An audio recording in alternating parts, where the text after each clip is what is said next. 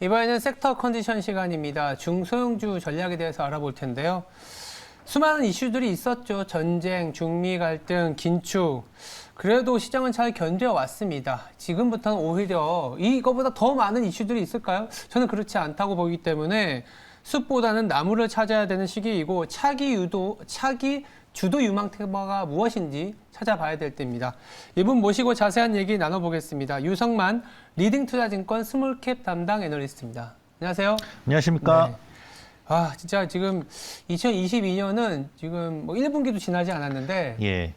이건 뭐 1년에 벌어질 일들이, 아니 1년도 아니죠. 뭐 몇십 년에 벌어질 일들이 한꺼번에 압축이 돼서 또 좋게 생각하면 굉장히 많은 뉴스들이 지나가고 있기 때문에 예. 좀 더 기업에 집중하는 그런 분위기가 되지 않았나라는 생각도 합니다. 그래서 저는 여쭤보고 싶은 게 최근에 매크로가 너무 불안하니까 매크로 이슈보다 예. 좀 탐방도 다녔을 거고 아니면 예. 실제 뭐 전화로도 이제 물어보셨을 거잖아요. 예. 그러면 최근에 좀 접촉이나 아니면 이제 여러 가지 아이디어를 만들 때 현지 이제 기업들, 중소기업들은 어떤 분위기인지 여기 좀 궁금해요. 예, 그래서 일단 뭐 말씀하신 대로 최근에 정말 저도 주식 증권 시장에 오래 있으면서 네. 이렇게 뭐 대선이다 뭐 그러네요. 2차 대전 이후에 정말 유럽의 그 가장 큰 규모 재래식 전쟁이다. 제로 금리 끝나고 맞아요. 금리 인상에 맞아요. 인플레이션에 저도 이런 거 진짜 오랜만에 봤는데 전 일단 제가 이제 기업체들을 실제로 탐방을 가거나 전화를 해보면 예. 일단 분위기가 결론부터 말씀드리면 극과 극입니다. 극과 극이다. 예, 또 특히나 또 이제 코로나가 거의 끝나가지 않습니까? 이제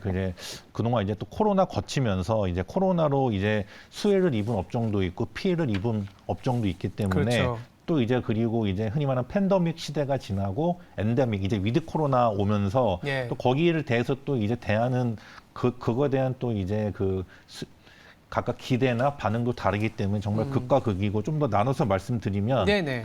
일단 좋은 업체들은 당연히 리오프닝 업체들입니다. 그동안 솔직히 이제 코로나 때문에 가장 힘들었던 뭐 여행, 항공, 카지노, 그리고 뭐 화장품, 뭐 극장 이런 쪽은 정말 근 3년 동안 정말 울상이었는데요. 이제는 빠르면 2분기부터는 이제 코로나 이전에 정상적인 그런 체제로 돌아갈 것 같은 기대감 때문에 그동안 뭐 이제 이렇게 단축 근무나 순환 근무를 했던 직원들도 이제 전원 출근도 하면서 이제 좀 더 이제 회복에 대한 기대감을 좀 앞두고 있고 그리고 또 최근에 좋은 쪽이 메타버스입니다. 메타버스. 예, 작년 이제 12월에서 올해 한 2월까지는 주가상으로는 조정을 많이 받았는데요. 실질적으로는요. 그동안 메타버스 업종에 대한 더 많은 투자와 더 많은 시장의 확장 또 이번 새로운 이제 정부가 들어서면서 또 새로운 메타버스 쪽에 대한 이런 지원 기대감 네. 이런 게 겹치면서 일단 좋고 또 반면에 안 좋은 쪽은 역시나 원자재 관련된 업종입니다. 역시나 원자재 가격 급등하고 그 급등 이전에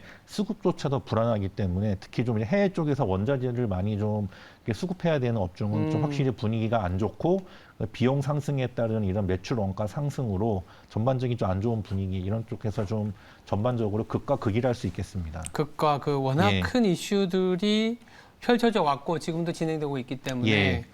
기업들도 저희들이야 이제 단순히 이제 전망을 하고 기업을 선택하는 입장이지만 기업을 운영하시는 분들은 정말 머리가 예. 아플 것 같은데 그러다 보니까 최근에 이제 시장 내에서도 어떤 분위기가 형성이 되냐면 결국 정부도 바뀔 거고 바뀌었고 예. 이제 5월 되면은 또 취임식이 있으면서 본격화될 거지 않습니까? 네. 그러면 기업 입장에서는 뭐 기업의 운영도 하는 것도 있지만 예.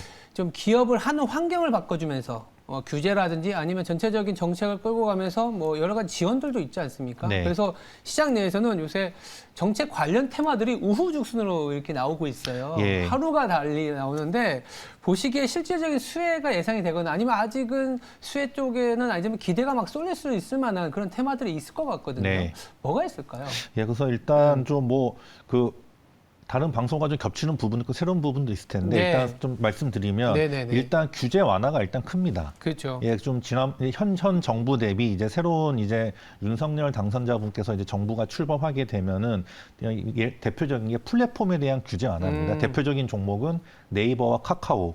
그래서 그동안 네이버와 카카오가 이제 좀 최근 플랫폼 규제로 현 정권 말기 좀 이제 중반 넘어서부터 좀 규제가 심해져서 네. 주가가 많이 좀 조정을 받았었는데 네. 이제 당선이 확정되고 나서 이제 네이버와 카카오가 최근에 이런 대형주 내에서는 좀 대장주처럼 이렇게 지금 주가가 좋은 모습 보이고 있고요. 네. 예, 또 그러면 봐야 될 게 일단 뭐 아시겠지만 원자력. 원자력. 근데 요건 이미 지금 현 정권 말기에도 이미 좀 다시 이제 그 스탠스를 전하는 모습 보였기 때문에 뭐 이제 원자력 관련된 뭐 한전기술, 에너토크, 보성파워텍, 한전 KPS 이런 전통 두산중공업 이런 전통적인 이 원자력주들이 모습을 보였고 그다음에 또 이제 그 건설 리모델링 인테리어 그 부동산 정책에 대해서 다시 좀 규제보다는 완화 쪽으로 하면서 이제 새로운 이런 뭐 신도시 공급이나 이제 그 재건축 재개발에 따른 리모델링 인테리어에서 뭐 대형 건설주인 현대건설, GS건설 그리고 인테리어 관련된 한샘 뭐 이런 쪽이 네. 일단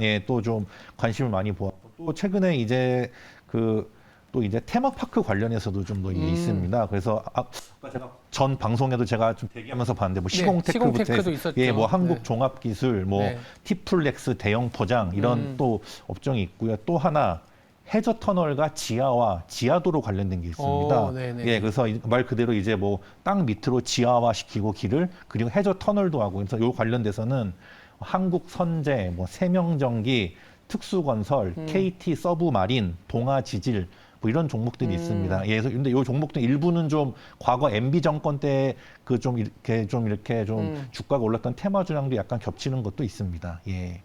얘기 맞네요. 이게 해저터널 지하화는 또 새로운 테마인 것 같은데 예.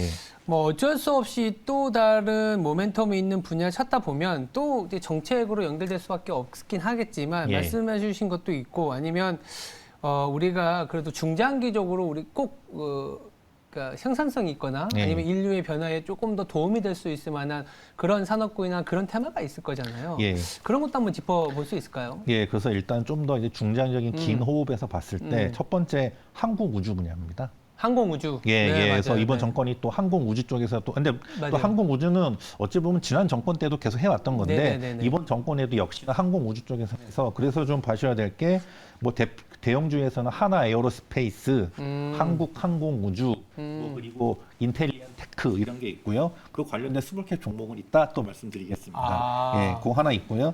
그다음 또 봐야 될 게 양자정보통신입니다. 예. 양자정보통신. 예, 그래서 아마 좀 그 이전에도 뭐 양자 암호 이래가지고 좀 양자에 대해서 있었는데 또 이번 정권 들어서는 좀 양자 정보통신 관련돼서 요건 주로 국내 주 이통사 뭐 SK텔레콤, KT, LG U+ 및 각종 보안주들 또 이렇게 봤을 때 좀 중장기적으로 일단 수혜가 기대되는 부분이 있습니다.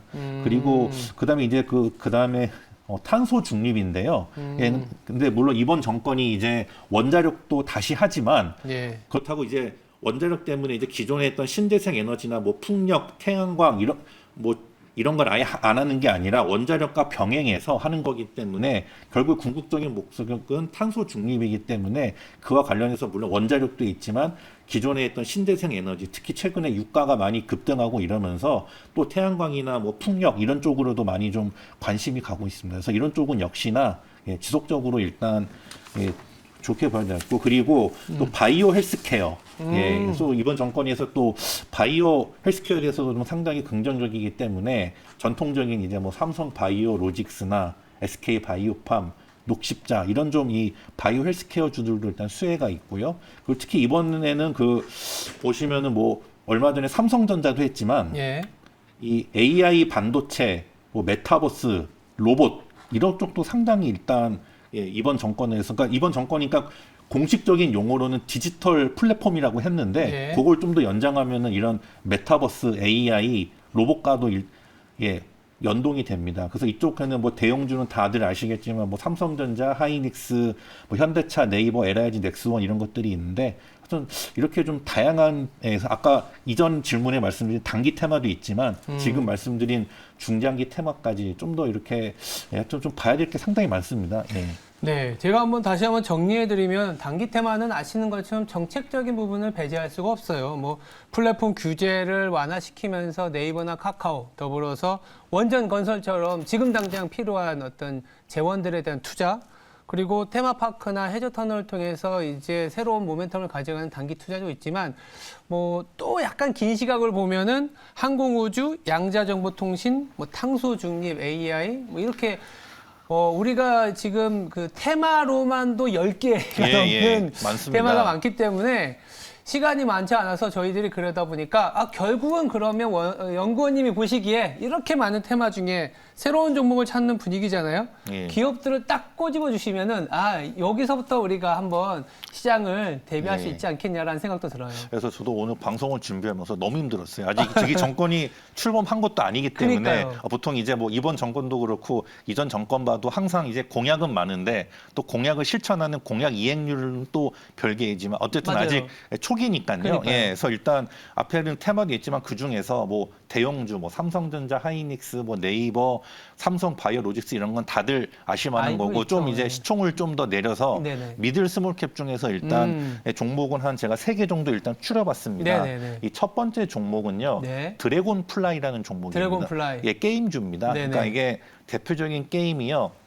스페셜 포스라는 게임이 있습니다. 예전에 FPS라 그래서 1인칭 슈팅 게임인데 이제 그 예전에 스페셜 포스가 했다가 이제 한 중간 정도 흔히 말하는 중박 정도 났다가 좀 수그러들었는데 이제 여기가 체질이 달라진 게 스페셜 포스 IP를 기반으로 해서 이 블록체인형 게임 IP를 본격적으로 확장합니다. 그래서 스페셜 포스 IP를 블록체인 게이머하고 그 외에 새로운 블록체인형 게임 IP를 출시하고요. 여기가 또 인피니티 마켓이라는 자체적인 마켓을 통해서 NFT 발행 및 타 NFT 거래소와의 거래 그리고 이제 P2E까지도 확장을 합니다. 그리고 여기가 홍콩의 러시 재단과 같이 연합을 해서 러시 코인과도 연동이 되어 있기 때문에 좀 올해는 일단 드래곤 플라이가 이 근본적으로 체질이 바뀌는 일단 한 해라고 보고 있습니다. 그래서 일단 뭐 이런 메타버스 이런 쪽과에서 일단 좀 수혜가 일단 기대되고 있습니다. 드래곤 플라이. 드래곤 플라이. 그다음에요. 두 번째 종목 말씀드리면 네.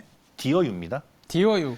예. 오늘 아침에 나온 예, 레포트 잘 오늘 읽어봤습니다. 제가 오늘 레포트도 오늘 제가 좀 작성을 했는데 네네. 일단 디어유는 이 그 엔터테인먼트 이런 커뮤니케이션 플랫폼입니다. 그래서 주요 대주주가 어디냐면 SM 엔터에 있는 그 자회사인 SM 스튜디오, 그러니까 SM 엔터 가진 거랑 마찬가지죠. 네. SM 엔터가 1대 주주, 그리고 계열이 1대 주주, 그리고 JYP 엔터가 2대 주주입니다.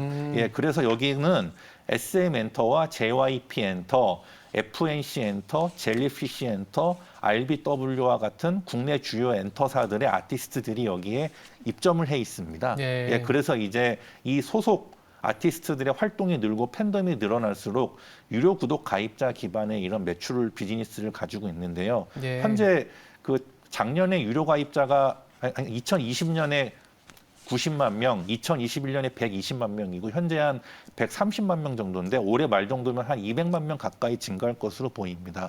그리고 이제 아시겠지만 리오프닝으로 이제 이번 달부터 이제 그 BTS부터 시작을 해가지고 오프라인 공연이 시작되고 이미 재개됐죠. 그리고 뭐 미국 같은 데서는 이제 풀로 하는데 이렇게 공연에 고려해봤을 때 올해 2분기부터는 모든 엔터사들이 북미나 유럽 위주로 이제 전면적인 오프라인 활동 재개합니다. 그러다 보면은 여기에 가입돼 있는 아티스트들의 활동 증가 및 또 신인 데뷔도 이번에 몰아서 합니다. 그래서 그거에 따른 수혜로 인해서 유료 가입자 증가가 일단 기대되고 또한 여기가 신규 서비스 4개를 런칭합니다. 그래서 근데 그거에 비해 뭐 따로 이런 추가적인 개발비나 인건비 증가는 거의 없습니다. 즉 그래도 고정비는 거의 커버하면서 변동비 증가는 매우 적기 때문에 특히 올해는 이 순이익이 급증하는 구간입니다. 그래서 올해 일단 좀 디어유를 한번 눈여겨보셨으면 좋겠습니다. 그리고 이제 그 시청자분께서 이 메타버스 관련해서 덱스터가 다나라고 MOU 뉴스 호재를 좀 내놓은 것 같더라고요. 이게 주가가 좀 지지부진한데 나쁜 뉴스는 아니죠? 그러니까 전혀 아니고, 그러니까 이제 그 뉴스가 다나리 덱스터와 이제 NFT 관련한 이런 협업을 맺었습니다. 아무래도 다날 같은 그 덱스터 같은 데는 이제 원천 IP가 있거든요. 뭐 신과 함께 영화나 뭐 작년에 개봉했던 모가디슈 이렇게 있기 때문에 그걸 했는데 이제 다날 같은 경우는 그 자회사인 제프 같은 경우가 메타버스 기반의 이런 재테크 커뮤니티인데요. 그래서 올해는 이제 다날이 그 지난주 금요일 날 나온 그 시청자분께서 질문하신 이런 덱스터와 NFT 콜라보를 비롯해서 또 추가적인 이런 다양한 이런 그 메타버스 쪽의 성장 방안이 앞으로 추가적으로 발표될 것으로 보입니다. 그래서 알겠습니다. 다날은 보면 작년에 급등했다가 최근에 조정을 마치고 다시 또 반등하는 이제 모습 보이고 있는데 그래서 다날도 최근에 오히려